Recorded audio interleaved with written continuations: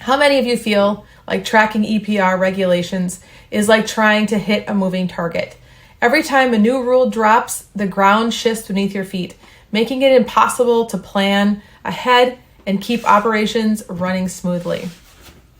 You are not alone, but here's the thing, EPR isn't going anywhere. So today I'm going to talk to you about a few ways that you can not only survive EPR compliance, but also thrive in the environment and gain a competitive edge. Let's start with the basics. EPR, Extended Producer Responsibility. The idea is that it puts the financial burden of packaging disposal on the shoulders of producers. You might ask yourself, who's a producer? The producer is the brand name on the packaging. So if you produce your own product, you are the producer. If you are a producer of private label product, then the producer is whoever's brand is on that packaging. Okay, so hopefully that makes sense. The core principle is this: you created the packaging problem, so you pay for the solution. All right, so what is the current compliance landscape? Right now, compliance means registering with CAA, Circular Action Alliance.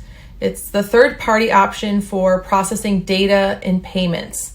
So once you're registered with them, you'll get access to the reporting requirements by state.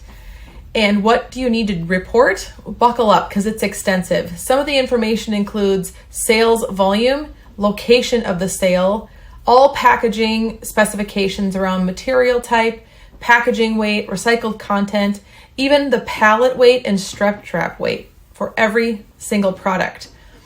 Here's where it gets tricky. You need a custom report for each state because every law is different. Currently, only Oregon and Colorado are requiring reporting, but the Tsunami is coming. EPR laws have already passed in Washington, Maryland, Illinois, Minnesota, California, and Maine. There's pending legislation in Hawaii, Massachusetts, Michigan, New Hampshire, New York, New Jersey, Rhode Island, Tennessee, Washington, and there could be more today. Remember the process. First the law passes, then regulation is written, then reporting kicks in. So again, Colorado and Oregon, they're all reporting just this year. All right, so let's be honest about what we're facing. Right? Making money in food and beverage manufacturing, is like there's razor thin margins. It's all efficiency and volume. So there's really no extra cash laying around to throw at EPR compliance. This is going to hit your profits hard if you don't have a strategy. So let me give you 4 steps to not just survive, but actually turn this program into an advantage for your organization. So the 4 strategic steps you can use to avoid the tsunami and leverage your EPR data to actually benefit your company are: step 1, stay informed and connected.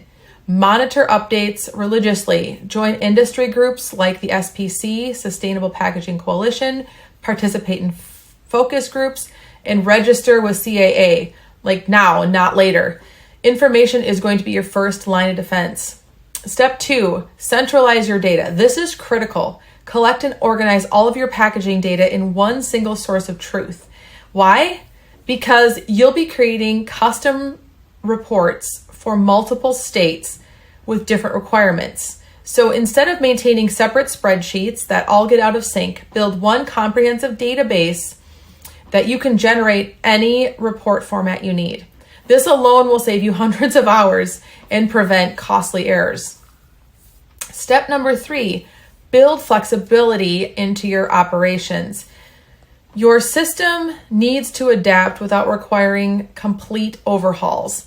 So this means 3 things. Qualified backup suppliers.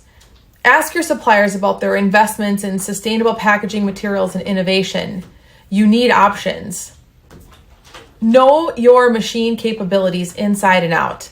For example, new recyclable films sometimes have different coefficients of friction. If you track your throughput and mean time between failure, you can calculate the true impact of switching materials on your total cost of goods sold. Also, test everything properly. Don't make packaging changes without running it through your full process: production, distribution, and shelf life testing. Now on to step 4, integrate compliance into your planning. Stop treating packaging as an afterthought.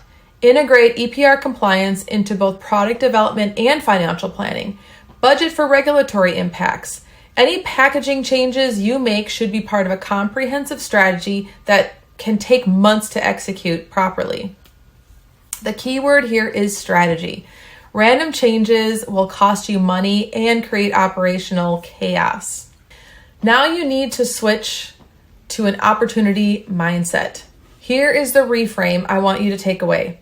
EPR is messy, complicated, and yes, expensive, but it's also putting packaging center stage for the first time in decades. For too long, companies have treated packaging as an afterthought, which has prevented meaningful innovation and cost reduction. Now packaging data isn't a nice to have, it's a regulatory requirement. And here's the beautiful irony. The data you need for EPR compliance is exactly the same data you need to leverage to find ways to reduce costs, increase efficiency, improve throughput, and develop packaging strategies for your brand and sales so that you can leverage packaging to create more revenue for your company. Once you have your EPR plan in place, you control your data, and data is power. So stop seeing EPR as just another regulatory hurdle. Start seeing it as your opportunity to innovate, differentiate, and get ahead of competitors who are still scrambling. The companies that master EPR compliance won't just survive, they'll dominate their markets. The question is, will that be you?